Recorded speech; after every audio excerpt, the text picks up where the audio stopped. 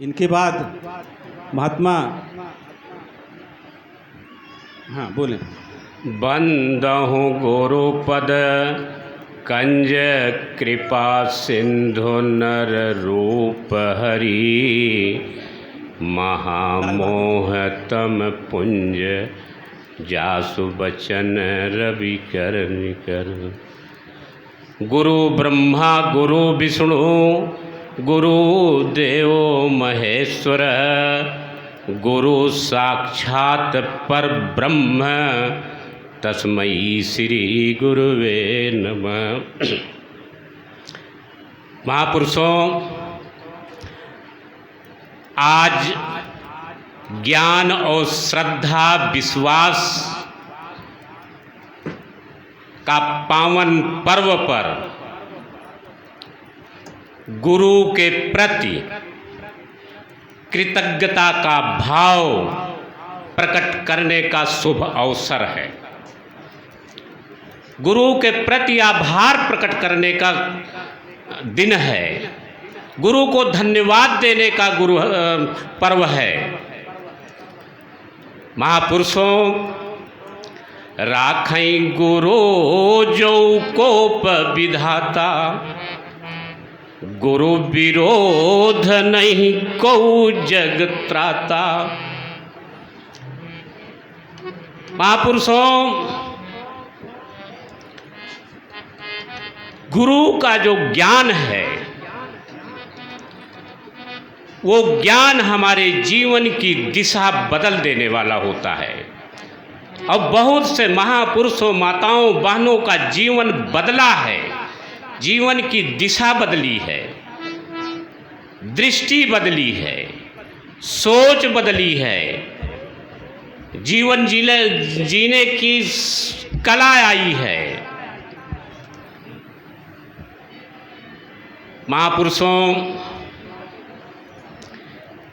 वह शुभ घड़ी, वह शुभ दिन होता है जिस दिन आपके जीवन में गुरु प्रकट हो जाता है।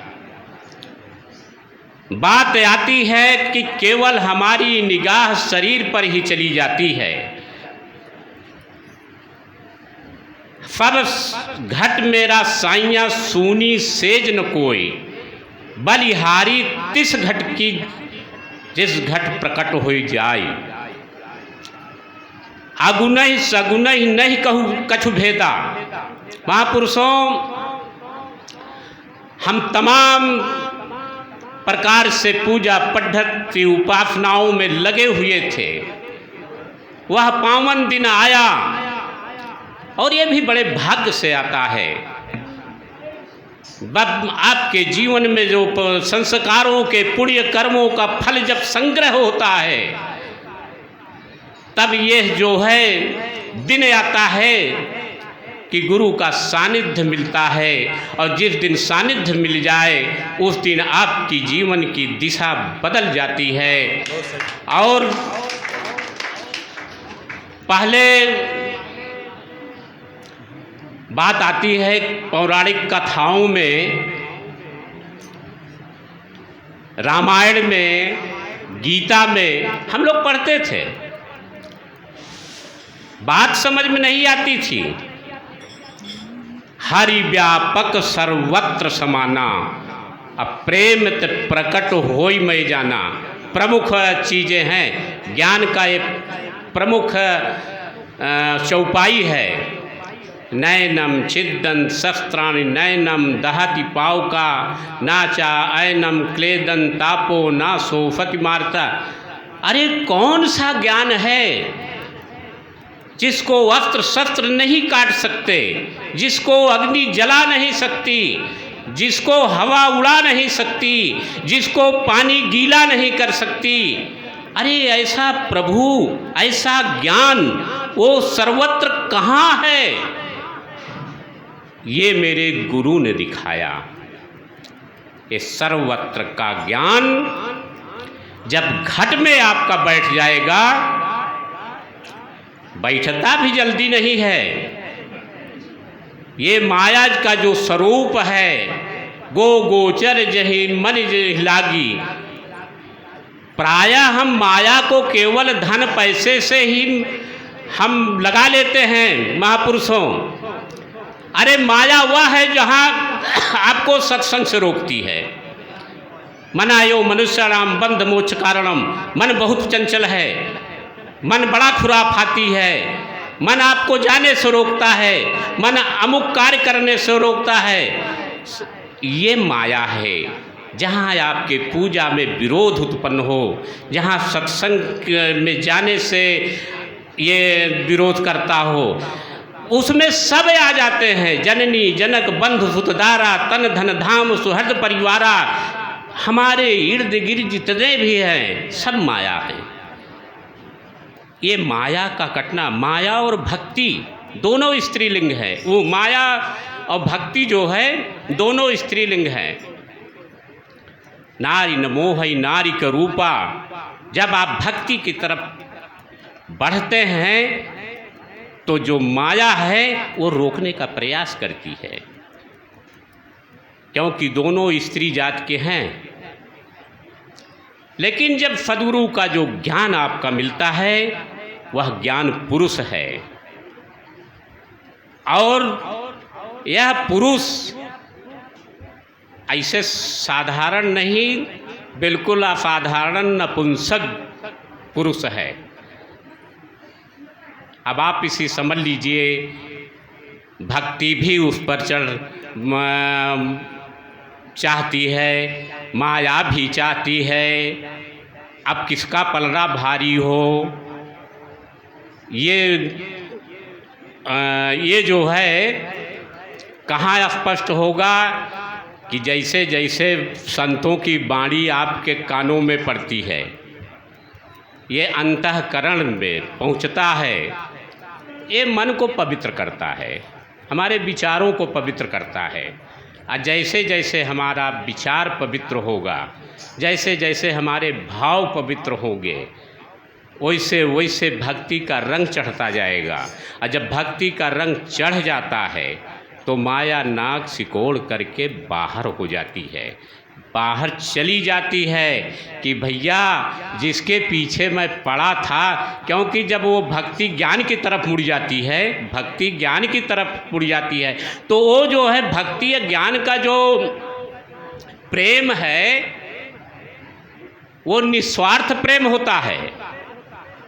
लेकिन जो माया और ज्ञान का प्रेम है, अगर माया हावी है तो उसमें स्वार्थ का प्रेम होता है।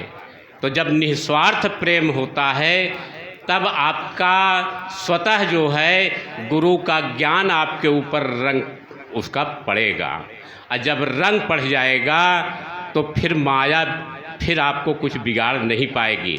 ये जो है आसान नहीं महापुरुषों, बहुत कठिन है। करत करत अभ्यास से जड़मत हो तो सुजान। अभ्यास करने से आता है, सत्संग करने से आता है, संतों की वाणी श्रवण करने से आता है। जितनी ही आप गहराई में डूबोगे उतना ही आएगा। माया की बात करते हो, महाभारत का प्रसंग है, द्रौपदी का चीरहरण हो रहा है। सब तो बैठे थे, भीष्म पितामह बंद बांधव पति सब बैठे थे, लेकिन जब आर्त भाव से इस परमपिता परमात्मा को पुकारा तो दौड़े दौड़े आए। नारी बीच सारी है कि सारी बीच नारी है। अथाह साड़ियों का भंडार लग गया। महापुरुषों, मीरा की बात आप ले लीजिए, कृष्ण की फोटो लेकर के, कृष्ण की मूर्ति लेकर के इधर उधर जहाँ भी जाती थी, मेरे तो गिरधर गोपाल के नाहे कोई नहीं। लेकिन जब गुरु के सानिध्य मिला, गुरु कौन थे? रविदास, संत रविदास जी। जब संत रविदास जी का कृपा हुई तो उन्होंने कहा कि सबके पिया परदेश बसत हैं, हमरे पिया हमरे अंग संग बसत हैं। सबके पिया परदेश बसत हैं, लिख लिख भेजत पाती, आ हमरे पिया हमरे अंग संग बसत हैं, कहूँ आती न जाती। सत संगत जी, ये ज्ञान है। ज्ञान एक तत्व है, ये सर्वव्यापक है, और जिस घट से आपको प्राप्त हुआ है इसकी व्यापकता का अनुभव करिए तो जीवन में कल्याण होगा। केवल एक बिंदु पर आप टिकाए रहेंगे, अमुक व्यक्ति ये शरीर है, अमुक व्यक्ति से ही जो कुछ मिलना है वो मिलना है। महापुरुषों, एक मिनट, महापुरुषों बहुतों के ऊपर भूत प्रेत की छाया रहती है।